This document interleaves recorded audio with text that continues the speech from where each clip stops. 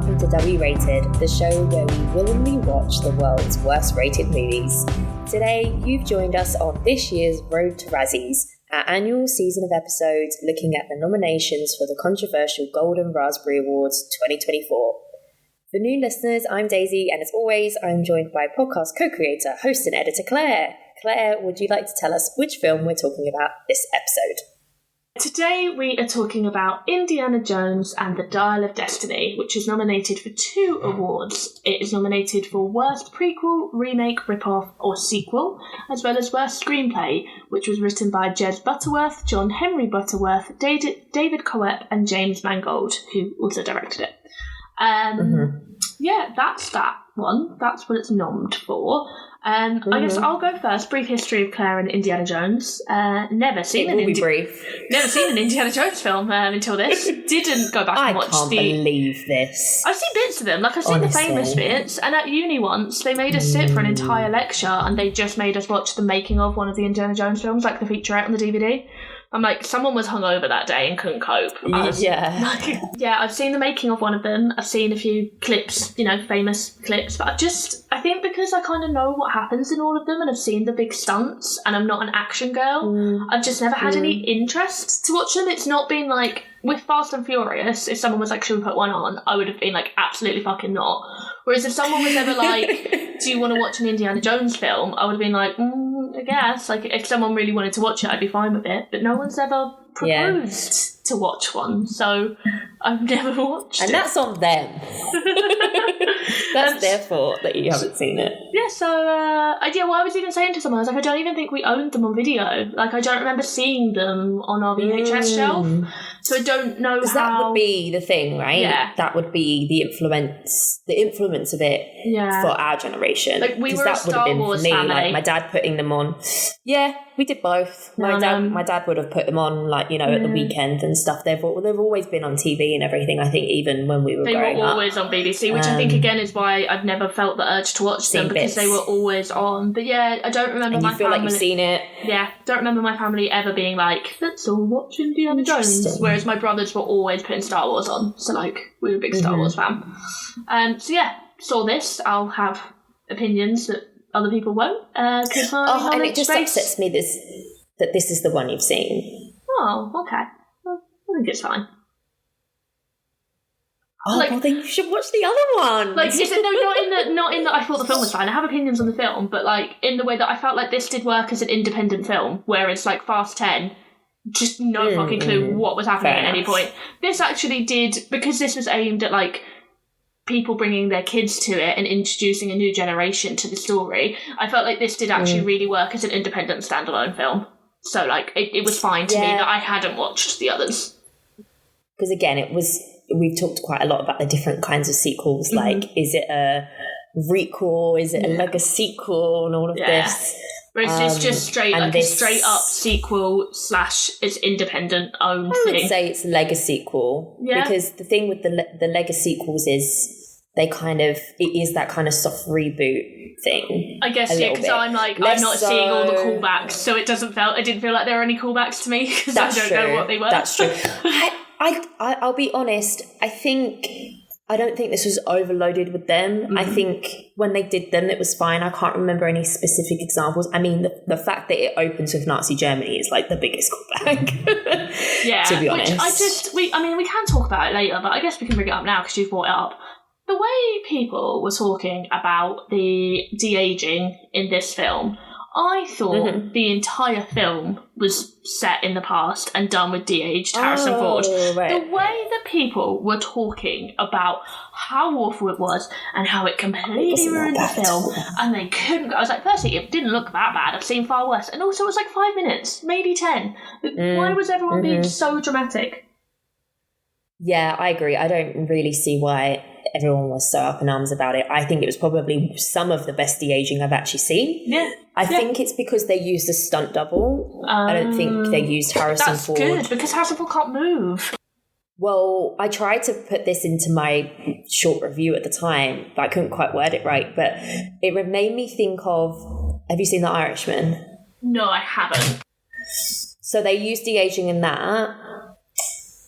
I don't think it's the best. I don't think it's the worst, if I remember rightly. But what really brought me out of it was there was meant to be a moment when Robert De Niro's character was maybe in his like 30s or 40s, and he was like kicking the shit out of someone, but it looked like a 70-year-old man trying to kick the shit out of someone. So it's one thing to de-age your face, but if you're using a 70-year-old's body, it's gonna be uncanny. So that's why I'm pretty sure they used a stunt double for this. It's much better, because that was the thing with Samuel L. Jackson and Captain Marvel. He looked great, because we all know what Samuel L. Jackson looked like at that age, and he looked right. But then when you would see him walking, it was like, that's an old man walk. Oh, I forgot that it's set in the 90s, isn't it? Yeah. So what was it like in the first one? I can't remember. Was it the same sort of issue? Oh no, so that is the first one. In the Marvels is set in current day.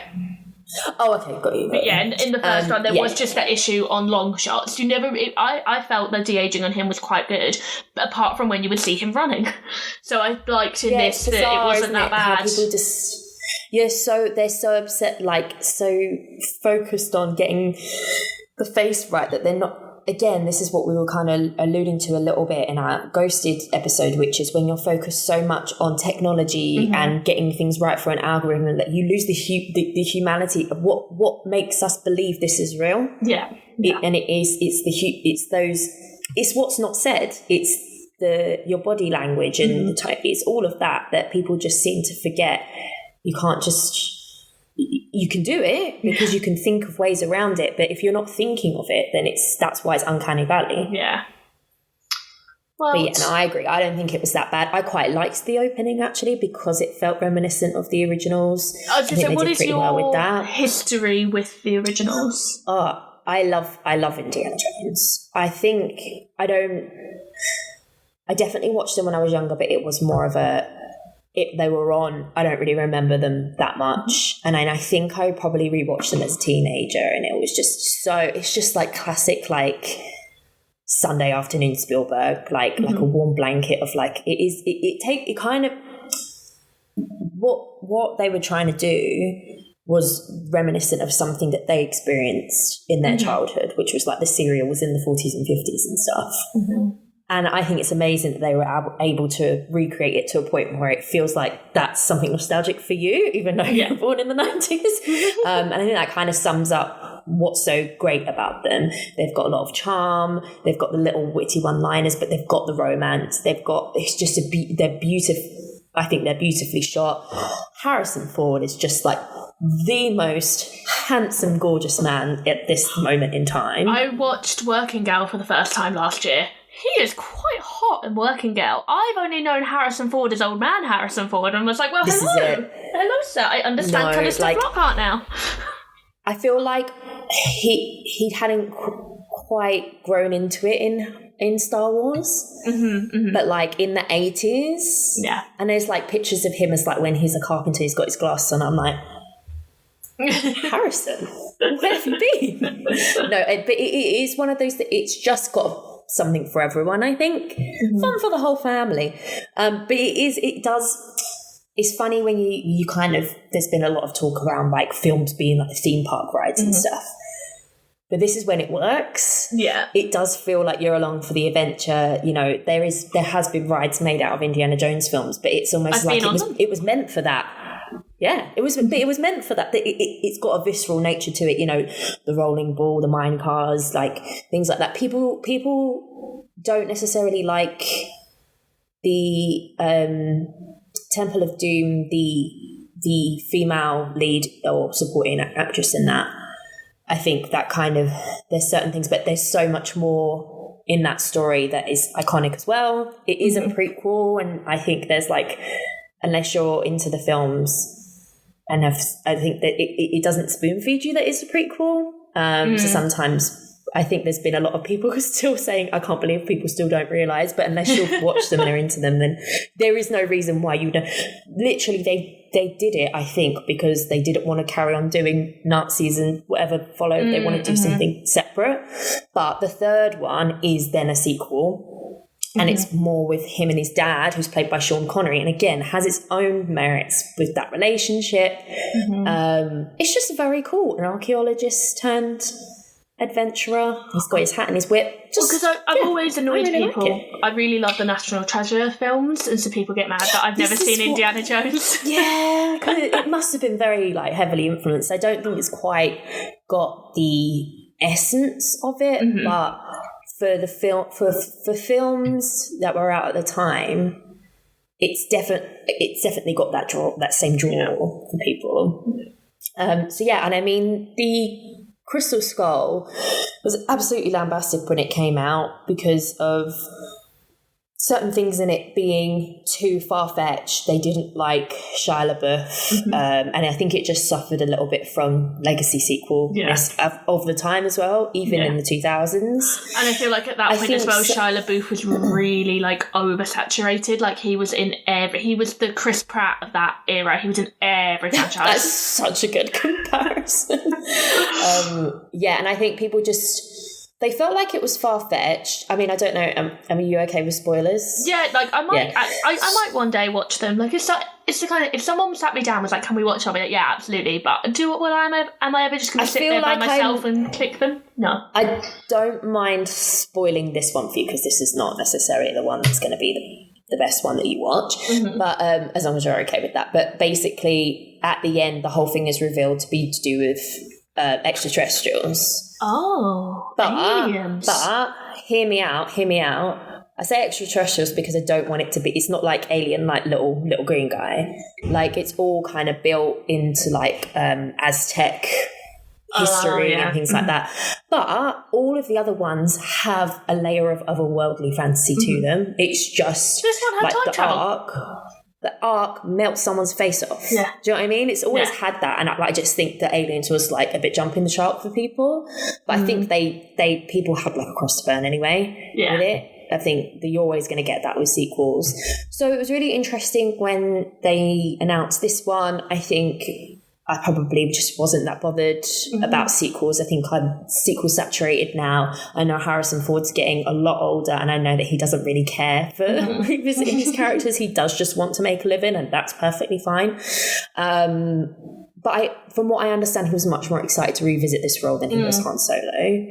And yeah, like you say, this one has time travel. So, but I do think it's an interesting way of weaving it in, and I do think it's to the level of which they've tried to weave it in before. It's just a little bit more far-fetched, but it's still, I think, within its essence of what Indiana Jones kind of is, related to archaeology and everything. But I mean, it was never going to touch the originals. I knew that. James Mangold did Logan, right? Did you know he did Girl Interrupted? No, sorry.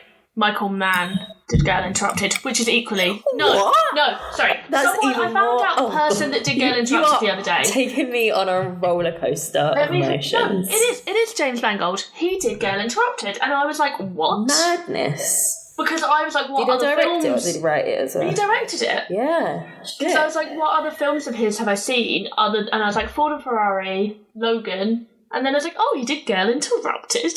So odd. Madness. Yeah, I mean, he did Walk the Line. Did he? Oh, so he did. Crazy. So a few of these I haven't seen. Girl Interrupted is like iconic for a woman growing up, getting into film.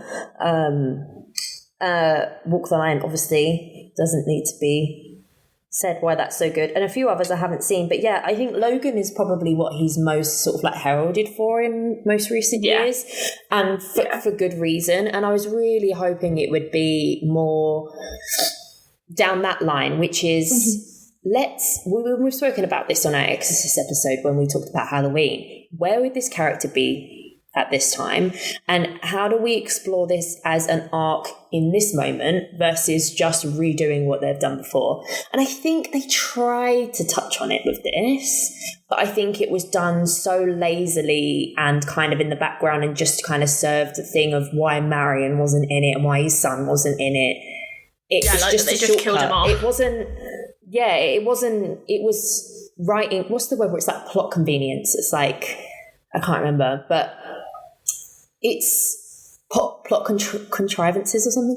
But it's a shame because you could have used that and you could have done you could have done it as like an interesting character study on what would happen to Indiana Jones once this happened to him after all the adventures, etc. And you could still do an adventure like this. There were moments in this that I did like. And they did harken back to, it did still feel like his character, although every character he plays now is pretty much Harrison Ford as. But it just feels like a bit of a wasted opportunity, to be honest. Oh, I actually found it quite fun, but obviously I don't have the history, so I thought it was a nice little film. I enjoyed myself. I like that you find it fun, because hopefully it means that when you do watch the other ones, you'll really enjoy them. Do you want to tell us a bit about what you liked about it? I'm trying to find my review. I've started ranking these films. So I've so far watched 11 Razzie nominated films, and this is my number 2. Oh, what's your first one? Shazam, because I actually like Shazam is not a good film, but I like the characters and I like the actors. So like my disappointment with Shazam was that it wasn't Shazam 2, like it wasn't the Shazam 2 I wanted, but like it was Black Adam 2 without Black Adam. Yeah, so like, but because I like the characters and I like the actors, I still had an alright time. That's fair. That's fair. Yeah, so I gave this like 3.5 stars. What did I write on my review? Oh, it was very simple. Harrison Ford, good. Phoebe Waller-Bridge, good. Mads Mikkelsen, good. Sound design so engrossing my housemate and I nearly got in an argument because she said it was too loud. I really liked the sound design. Sound design being loud, the fisticuffs that nearly occurred. As a Nolan girl, like I'm fully on board with that. I mean, I was still 3 stars. Like I did originally have it as 3.5, but as I wrote my review, I started to feel like I was like, okay, maybe it's a little bit more on the that difference side. For that half star with me is whether I'd say to someone to watch it, and I was like, I would say to someone, give this a go. I wouldn't be like, don't watch it. I'd be like, no, it was good. I think I think the reason that I was on board with it was I felt like all of the actors were on board with it. Even Harrison Ford, who's so curmudgeon-y, I felt like he was happy to be there and he was giving it, his best stuff. Whereas like looking at like The Exorcist and Fast X, I felt like a lot of them didn't want to be there and they felt like they were reading cue cards and they felt they could feel the green screen. Whereas I felt like all of these people were all together on a set, whether it was a green screen or not. I felt like those people existed in the same room together and collaborated. Interesting. Okay, because I can't really place how I feel about Phoebe Waller-Bridge because I've not seen her in I've not seen Fleabag, so I have not seen her at what everyone deems her best. Yeah, like I thought Fleabag season 1 was insanely overrated. I didn't get it. I watched it all in one go and was like, I don't get it. And then I started Fleabag season 2 and I was like, oh, okay, everyone is 100% correct. Good Lord. And then so it kind of feels like she has a bit of a shtick. Yeah, because then my friend took me. Fleabag was originally a one-woman show, and I saw the National Theatre version of the one-woman show when she did a re-thing of it, and they filmed it, and we went to see it at the cinema, and the one-woman show was excellent. But yeah, unfortunately, she does have a stick, so depending on how in or out, I wasn't sure. My mileage does vary on her, but actually, I didn't mind this, and I felt like she did fit into the world because an upper middle class white bitch who can just do what she wants because she's pretty and has loads of money. Like, yeah, that makes sense for that world. She would get away. And she does wink at the camera a little bit as well, which definitely fits in with that universe. Yeah. There's you kind of don't know which side she sits on, whether she's like, because there's the whole thing of is she with him, is she without him? There's she's out for her own interests. I think it's a really good character.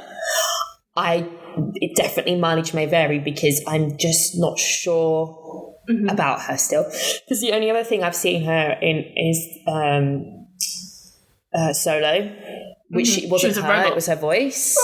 And that was an interesting character. And I think it's just because I've heard so many good things about Fleabag and her writing, and then I see her. Did you watch Killing Eve? Because she was the showrunner for season 1 of Killing Eve, which is the only good season of Killing Eve.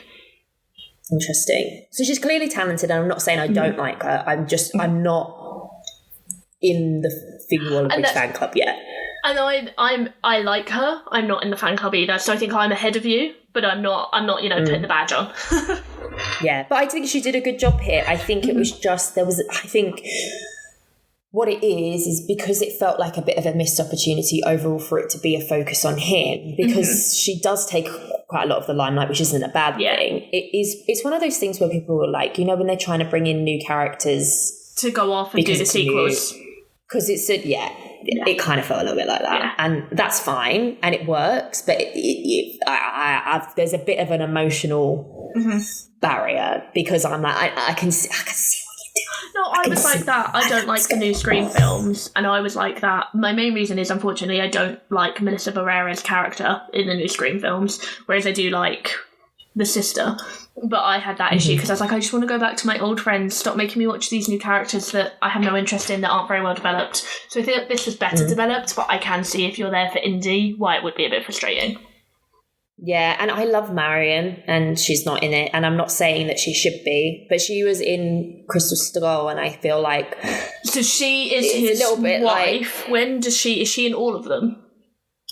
No, she's in the first one where they had a relationship, and then the point is them like coming back into each other's lives. Obviously, the second one's a prequel. I can't remember about the third one. I think they may have broken up, and then the whole thing is that they find each other again, and that she's had a son with Shia LaBeouf, and they're back together like on an adventure again in Crystal Skull. And then it's like this one, they've separated and he's off to... So it's just very like, can she be available for filming or not? Yeah.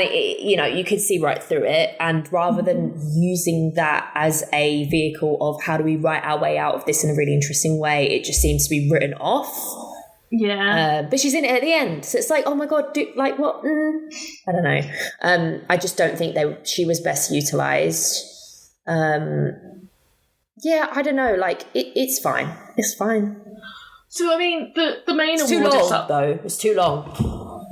In my opinion. I felt the runtime was fine. Like, I was eager to finish it. I was enjoying myself. And I think that's the thing as well, watching it in the context of all of these other films. I would say it's the only one that one of the only ones I've actually been enjoying myself and like properly along for the ride and couldn't feel the runtime. Whereas like Magic Mike, I had to pause it so many times because it just, I felt my death arriving with the length of it. I wonder as well, because you've been watching all of these other ones that I've already sat through. Yeah. This would have been a nice it was a breath of... it really, really was.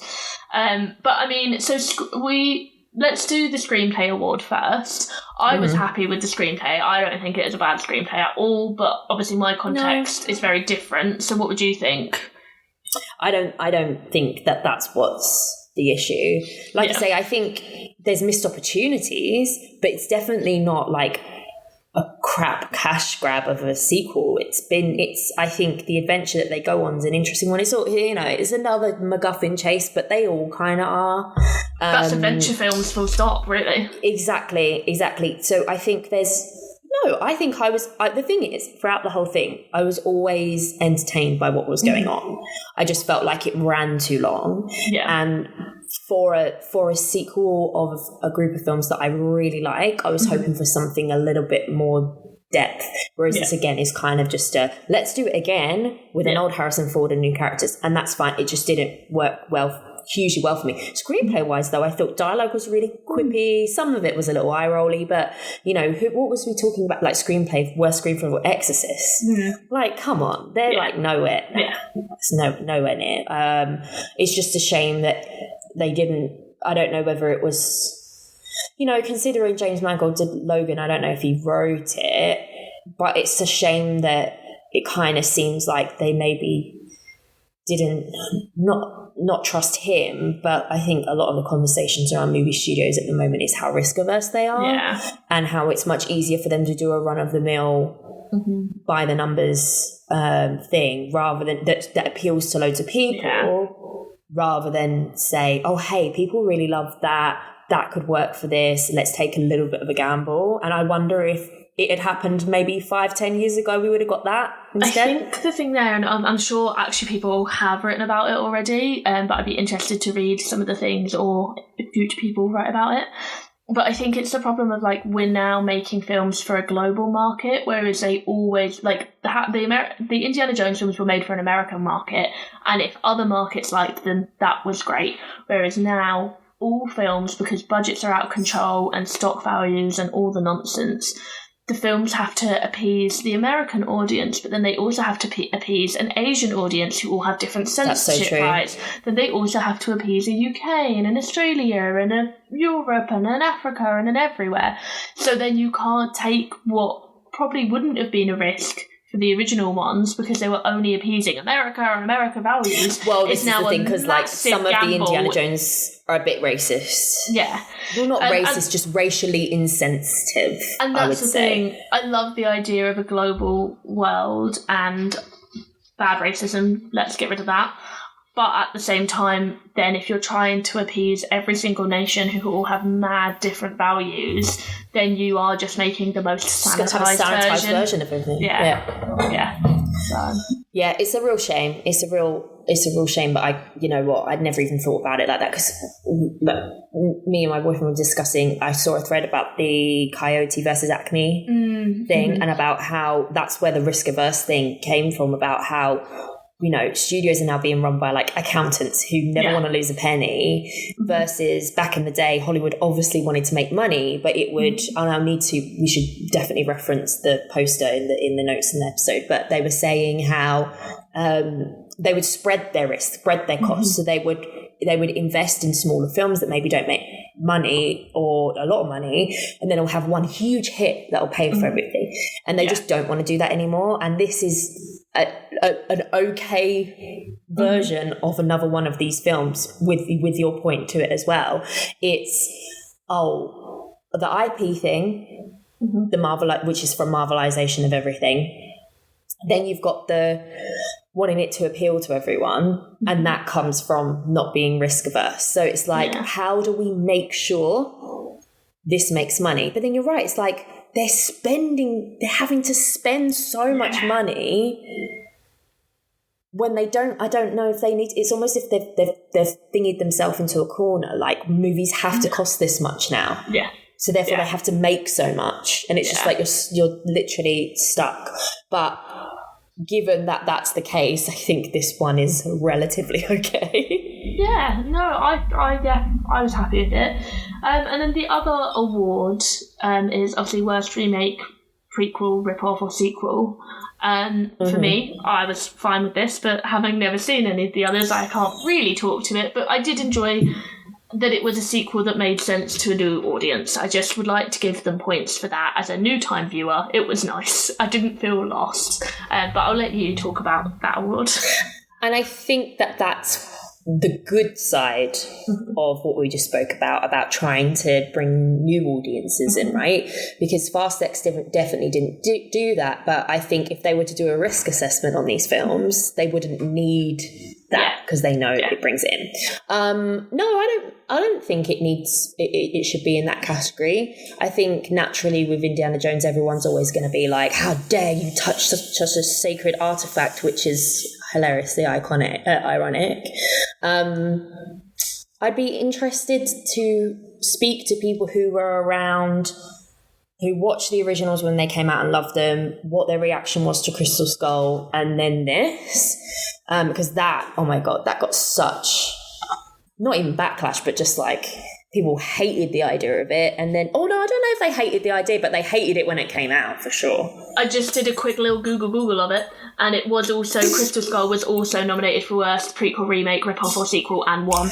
And I think at the time, I probably would have agreed, but it has been under a little bit of a retrospect now. Yeah. And I think that's because we are getting such slop now that actually, in comparison, that maintained, the essence of Indiana Jones. It was just jumped the shark a little bit, whereas this is good. But then when you look at the industry as we've just described it, there's a lot that is just such drivel. Yeah. That we didn't actually know how good we had it, I don't think. Although there were some shockers too. It's interesting that, Crystal Skull won this award, so will they keep up the trend and Dial of Destiny also win it. What are the other ones who were nominated? Exorcist. This year, we Shazam. have Shazam. Sorry, go away. We have Expendables 4, Winnie the Pooh, Blood and Honey, Exorcist Believer. Because that's a remake.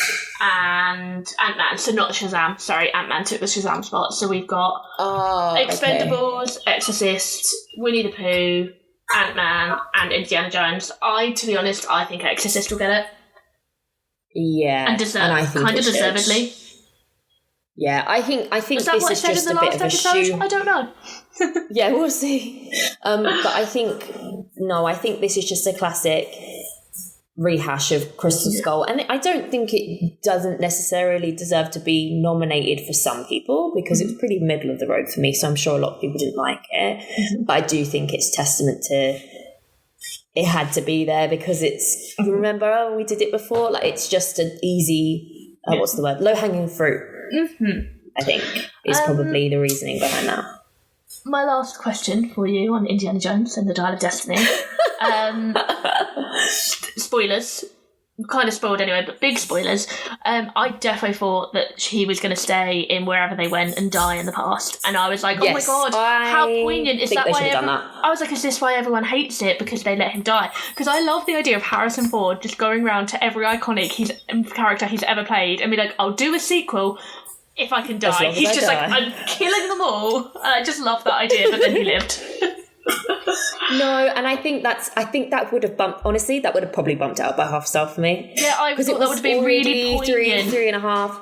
Yeah, like, exactly. Within the history that he loved so much. It would have had something to say about, it would have been James Mangold coming in and going, this is what I think about, this is what I have to say about Indiana Jones' story. And unfortunately, it just doesn't really have an opinion. It's a kind of a bit of a story by committee. It's just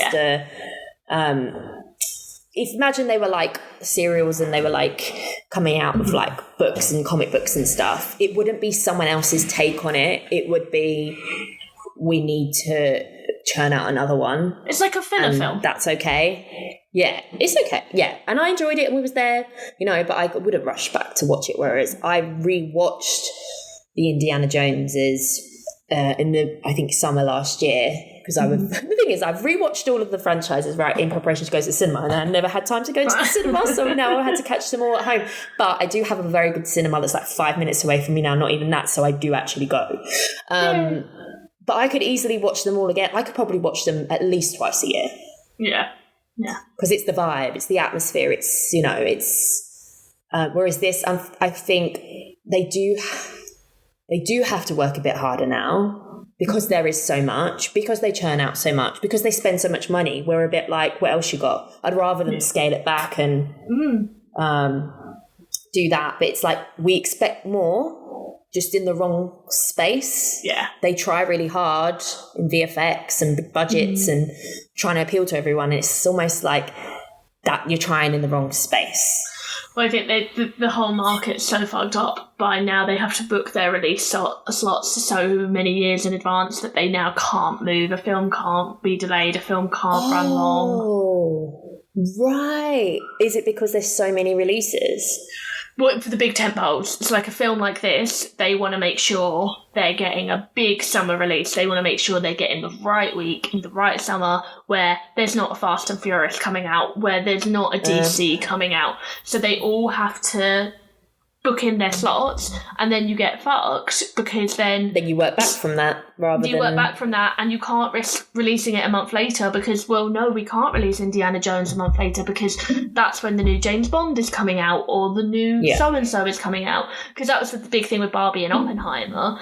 Everyone found it hilarious, and Barbenheimer became such a thing because it just doesn't happen anymore. Well, where they both got delayed as well because of COVID and things, they both chose that release date, and everyone was like, well, one of you is going to move, right? And they were like, well, the other one can move. And it was just hilarious that neither of them moved. They just both dug their heels in. We're like, no, we'll go together. And actually it did them a massive favour. Such a massive favour, whereas what should have moved was Mission Impossible, because Mission Impossible came out the week before and got obliterated.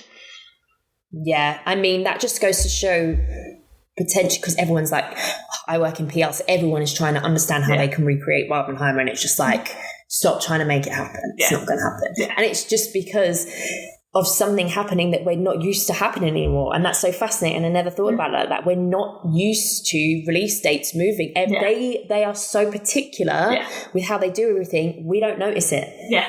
And it was just funny. They are marketing to us. It worked perfectly with Barbenheimer as well, because even when they were doing the announcements, they just, every day there was either an announcement of like the 100th actor joining the Oppenheimer cast or the 100th actress joining the Barbie cast, because everyone was like, so all the men in Hollywood are in Scream 1 and all the women of Hollywood are in Scream 2. So it was just so funny because they do actually have a lot of parallels in terms of how they were crafted. But it was just the fact that both companies fucking dug their heels in, and the reason they had to was because neither of them could choose another week because of Mission Impossible, because of Indiana Jones, because of Fast X. There were no other weeks. There were no other weeks for them to go to. So they were like, well, you move first. And then they just let it roll, and it worked. Yeah. Interesting. But that very interesting. For Indiana Jones, they picked that date and worked backwards. And so then if the script needed another polish, they didn't have time. Oh, it's just honestly just opened up. Every time we record, I'm like, this is why. I get it now. That's why the Marvel films are so messy, because they don't have time.